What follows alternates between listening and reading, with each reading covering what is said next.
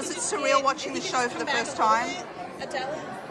I mean, I've watched the show come together, right? I've been a part of that process, and I think the thing that I found most surreal was actually just being on set and seeing how many people really cared to get this right, and the amount of like attention to detail and fact and care for the human beings involved just overwhelmed me, because it's been like my entire adult life was people just taking advantage of the story for their own ends and not respecting the human beings at the center of it. And so to feel so cared for and cared about just overwhelmed me, and I felt like I was finally in a safe place where I could actually grieve for the lives that were irreparably altered by this event. Your case always reminded me of two things: Albert Camus, The Stranger, and Lindy, which I read in prison.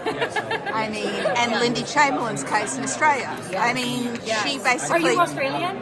Yes, She got convicted for laughing on the court steps, basically. I don't know if you remember that. I don't know if you saw it. No, I'm aware of Lindy Chamberlain's story, and I actually wanted to go to Australia to meet her, but I had trouble because I had a criminal background.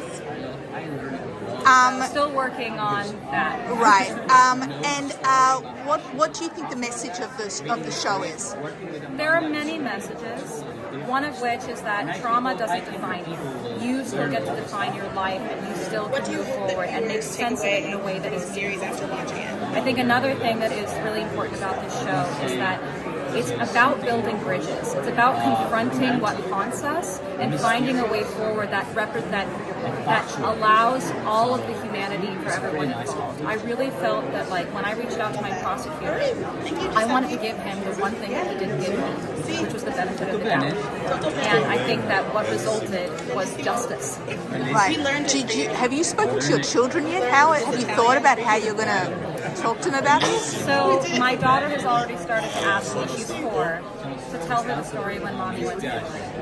And, you know, I try to tell it in a way that she would understand. And right now she understands fairy tales. And so I've also been able to think about my own story like a fairy tale. Like a young girl goes off to have an adventure. A very bad thing happens, but ultimately she finds herself and makes it through. And then she comes home and marries Papa and has her happy end. Right, wow.